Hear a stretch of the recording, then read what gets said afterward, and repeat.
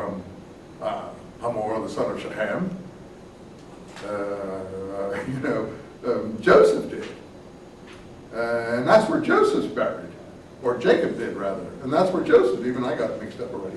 That's where Joseph's buried. And then I'd go back and say, oh my God, that's what happened to me. Look, there's the speech Stephen's making in chapter 24.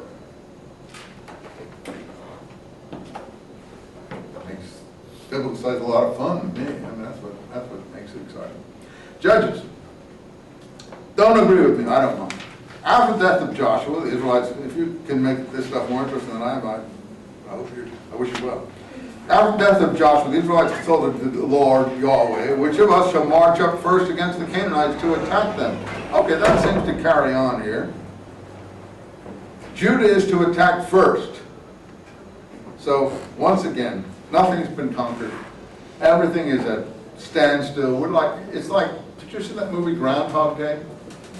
It's like it keeps going back, starting again, everything's at a standstill. But I think that the scholars answer their multiple source hypothesis. I'm not able to give the final answer at all. Notice here, line 16. Caleb is a big hero here. Judah marched against the Canaanites, line 10. Caleb is their leader. He conquered Othniel, son of Kenaz, or the man who captured it was Othniel, son of Kenaz. He's one of the judges, Othniel, son of Kenaz, line 13 there. So Caleb gave the upper springs and the lower springs, and the sons of Hobab the Kenite. That's in some other books, but now, look, the father-in-law of Moses is not Jethro, he's not Ruel, he's now Hobab the Kenite. 3 different names for the name of Moses' father-in-law, okay? And they were with the Judites, so they were connected, and that's not surprising. Judah's in the south, and the rest of the people are not far in Sinai there. It wouldn't be surprising if they were together in some way. But look here, Judah did not take Gaza, nor Ashkelon, nor Ekron, because the inhabitants had iron chariots. Line 19. Now I heard that in Judges. So that's the same writer there who's been writing in Judges, in Joshua. But it's a different tradition to some extent. And I think that he doesn't call them Philistines, but I think in fact he doesn't call them Canaanites either.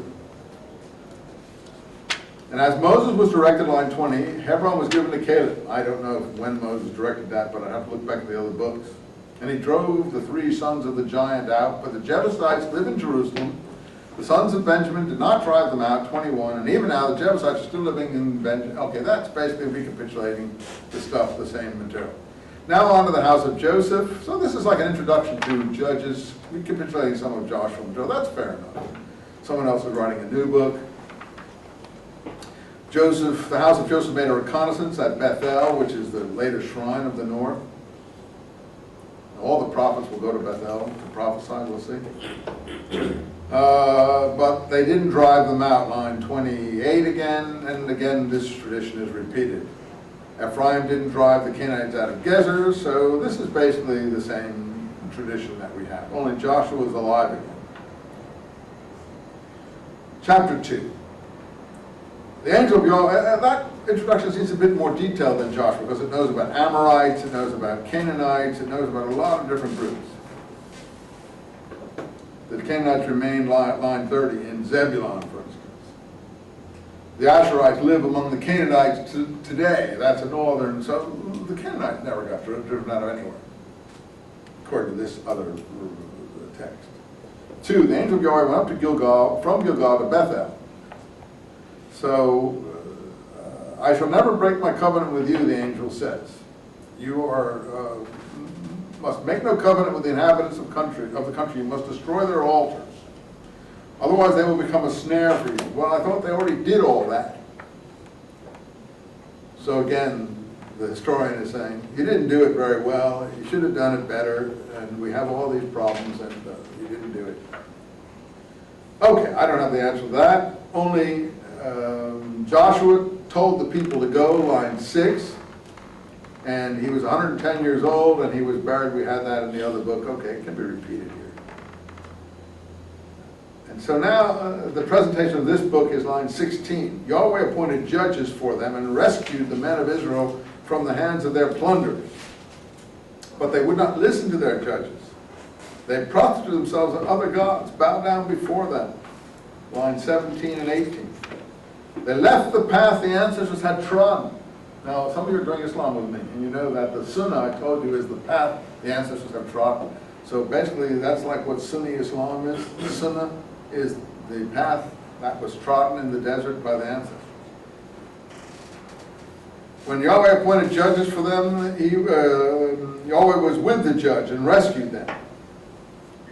And so that's going to be the background of this new book, which are 12 instances of judges that are going to help them in this mess that they're involved in the country, more or less like today, where nothing has been resolved and the whole thing is in total chaos. And no absolute conquest has taken place, and constantly, charismatic leaders have to arise to do something. That's the presentation. This is a very well-constructed book in that sense. If you count the number of judges, it'll be 12. Doesn't say that, but if you count them up, I think you'll find 12 judges. And if you look carefully, more or less one is for each tribe. So each tribe is getting its share of the glory here. Again, it's a structured book with 12 judge tribes, a 12 judge tribe structure, and each judge comes from a given tribe. So Othniel, if you want to look at it carefully, you'll see it. Othniel is from Judah. Ehud, let's see, so Othniel is from Judah. That's line 7 of chapter 3. Then Ehud, line 15, what tribe is he from? Benjamin. He's a Benjaminite. He was left-handed. Glad to hear it. That's about all they know about it. But anyway, let's go back here before we go there. I just want to show you what the structure is. The structure is, this is the background. Okay, the writer is giving us the original material that we had earlier. Yahweh's anger flared, line 20 of chapter 2, against Israel. You broke my covenant. You didn't do what I told you to do. So I will not evict the nations before you. This is how this author puts it. This is why this has happened. If you want your theology, there it is. This is why this happened, because you didn't follow my instructions. The mess you're in now is you didn't follow my